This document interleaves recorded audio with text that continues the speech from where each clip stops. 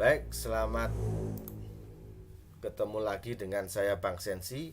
Kita akan lanjut lagi dengan axioms for the real number system.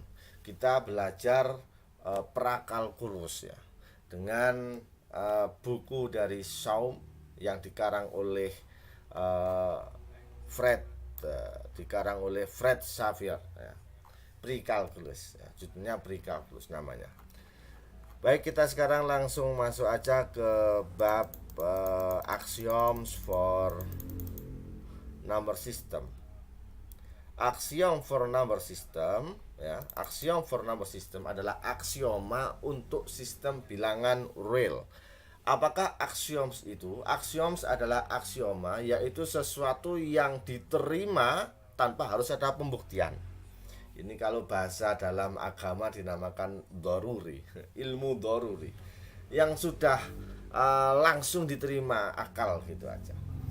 Ada dua, there are two fundamental operation. Jadi di sini kita bicara ada dua operasi dasar, addition and multiplication, yaitu tambah dan perkalian.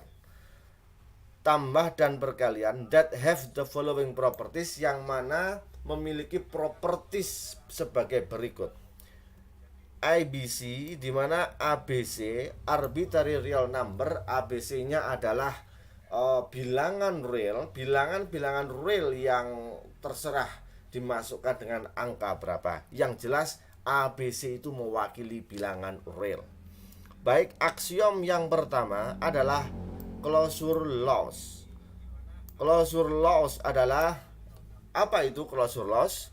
The sum A plus B, jumlah daripada A plus B, and the product dan hasil kali A times B or AB are unique real numbers. Jadi begini maksudnya adalah,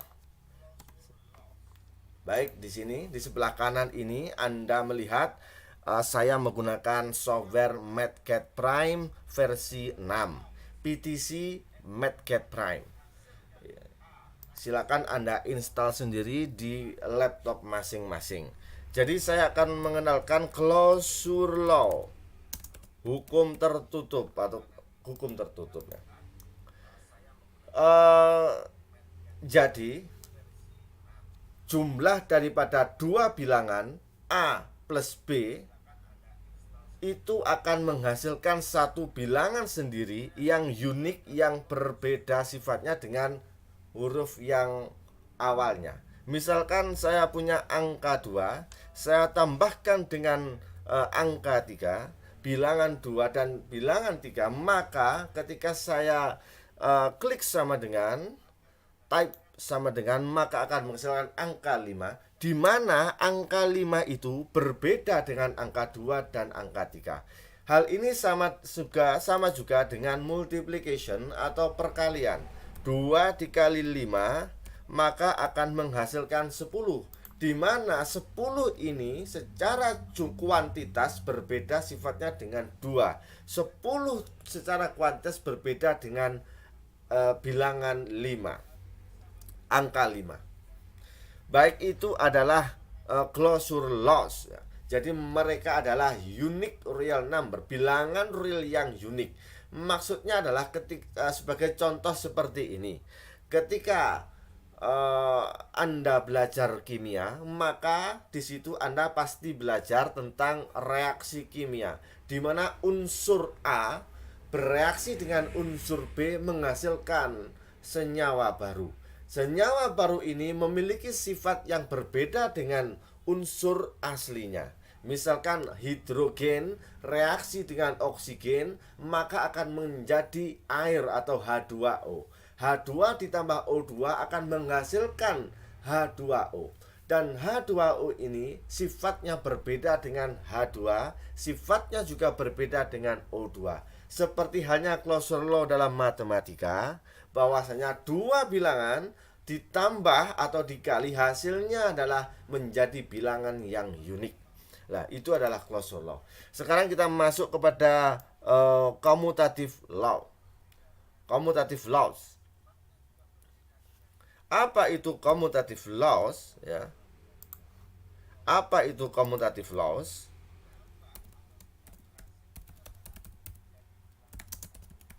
Baik, commutative loss. Jadi di sini dijelaskan bahwasanya A plus B sama dengan B plus A. Order does not matter in addition. Urutan tidak menjadi masalah di dalam tambahan. Artinya A ditambah B, kemudian kita balik B dulu ditambah A, maka itu tidak akan menjadi masalah dalam hasilnya. Sebagai contoh, 2 ditambah 3, maka hasilnya adalah 5. Ketika saya balik 3 ditambah 2, maka hasilnya adalah 5. Di sini urutan tidak menjadi masalah di dalam penjumlahan. Hal itu juga sama atau di dalam perkalian juga sama. Order does not matter in multiplication. Kita coba bagaimana 2 kali 3 hasilnya adalah 6. Maka ketika kita balik 3 kali 2, maka hasilnya juga 6. Jadi order does not matter in multiplication. Urutan tidak menjadi masalah di dalam perkalian. Oke, closure loss sudah, commutative loss sudah, maka kita masuk kepada associative loss. Associative loss. Apakah itu associative loss? Di sini saya memiliki 3 huruf yang diwakili oleh A, B, dan C, di mana A, B, dan C ini saya jumlah A plus B plus C itu sama dengan A plus B plus C, namun penjumlahannya itu ada groupingnya. B plus C saya jumlah dulu, kemudian saya jumlahkan dengan A, itu maka hasilnya adalah sama saja. Ketika A ditambah B dulu, kemudian kita jumlah dengan C, maka hasilnya adalah sama. Grouping does not matter in repeated addition. Menggrupkan angka ini, 3 angka ini, sebagiannya tidak akan menjadi masalah di dalam tambahan. Kita beri contoh, saya punya angka 2 ditambah 3 ditambah 4. Ketika saya klik sama dengan, saya type sama dengan, totalnya adalah 9. Hal ini sama aja ketika 2 ditambah 3 sama dengan 9. Andai kata mohon maaf, saya salah. 2 ditambah 3 adalah 5. Saya jumlah dulu, kemudian 5 ditambah 4, maka hasilnya adalah 9. Hal ini sama aja ketika saya dulukan dulu 3 ditambah 4. Baik, 3 ditambah 4, maka hasilnya adalah 7. Kemudian 7 ini saya tambahkan dengan 2, maka hasilnya adalah 9. Hal ini hasilnya adalah sama. Ini adalah associative loss. Baik, kemudian itu adalah tambahan. Sekarang kita cek di dalam perkalian. Di sini juga dijelaskan bahwasanya grouping does not matter in repeated multiplication. Sama aja, misalkan ada 3 angka, 2 dikali 3 dikali 4, maka hasilnya adalah 24. Kemudian saya akan mengalihkan dulu 3 kali 4 dulu. 3 kali 4 hasilnya adalah 12. Kemudian 12 ini saya kalikan dengan 2, maka hasilnya adalah 24. Sekarang saya akan membalik keadaan, di mana 2 kali 3 dikalikan terlebih dahulu, hasilnya adalah 6. Kemudian 6 dikalikan dengan 4, maka hasilnya adalah 24. Hal ini menghasilkan nilai yang sama saja. Jadi associative loss, penggabungan atau memilih sebagian angka untuk dijumlahkan dulu atau dikalikan dulu, maka tidak akan mempengaruhi hasilnya, sama saja. Yang ketiga adalah distributive loss. Distributive loss. Oke. Distributive loss. Distributive loss itu adalah dijelaskan bahwasanya multiplication is distributive over addition.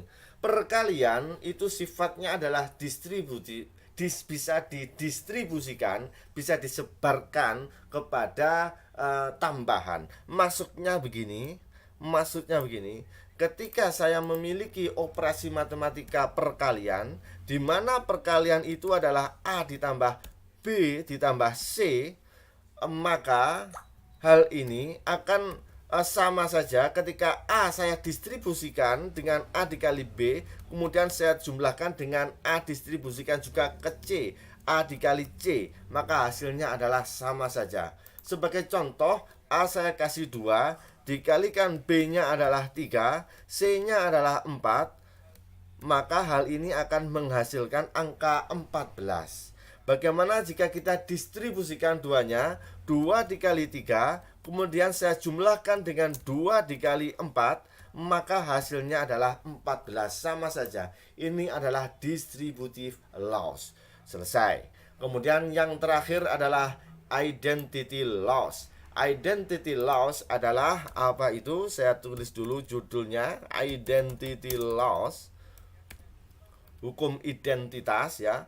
There is a unique number 0 with the property that 0 plus A equal to A plus 0. Maksudnya adalah ada angka unik 0 dengan properti bahwasanya 0 ditambah A, maka hasilnya adalah A ditambah 0. Angka yang ditambah 0 dibalik pun maka akan menghasilkan bilangan A itu sendiri. Contohnya adalah 0 ditambah A-nya adalah 2 misalkan, maka hasilnya adalah 2. Atau 2 ditambah 0, maka hasilnya juga 2. Artinya apa? Semua bilangan jika ditambahkan 0, maka ya bilangan itu sendiri.